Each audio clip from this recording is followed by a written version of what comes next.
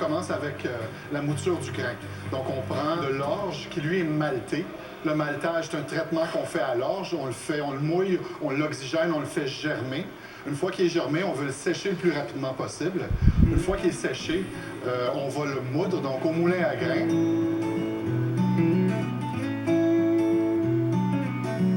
Alors, qu'est-ce que tu utilises aujourd'hui comme grain? Tout ce qui est il y a du foncé, du chocolat, il y a un bon mix de tout. Faire de la bière, tu as 4 ingrédients de base, puis tu as 1 million de recettes potentielles.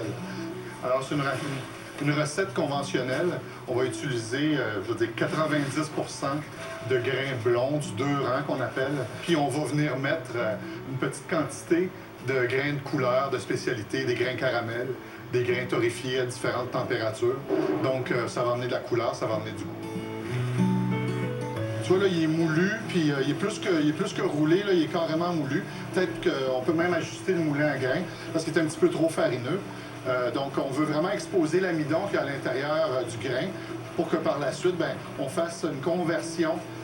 C'est toujours le terme, c'est la conversion d'amidon en sucre fermenticible. Donc, il y a une vingtaine d'enzymes naturelles au grain. On en utilise 2 avec des températures d'eau bien précises. On va venir activer ces enzymes-là qui, elles, vont convertir, encore une fois, l'amidon en sucre fermenticible. Donc, ça permet aux levures de venir manger ce sucre-là. On utilise toujours du grain blond. Même pour une bière noire, c'est quoi le ratio? 95 80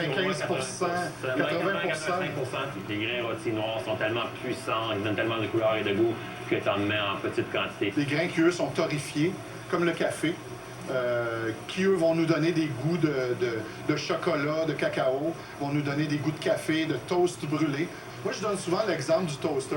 Tu mets tes toasts avec du pain blanc, ça te donne, ou tu le manges cru, ça te donne le pain blanc, tu le fais griller à 1, tu le fais griller à 5, tu le fais griller 2 fois à 10. Bien, la même toast va changer de couleur, évidemment, mais elle va aussi changer de goût.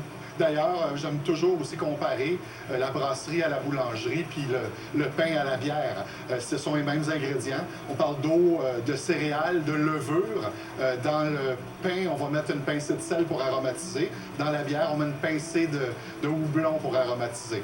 Trop souvent, les gens pensent qu'on fabrique la bière avec du houblon. Le houblon est une aromate. On met une petite pincée pour aromatiser la bière, comme telle.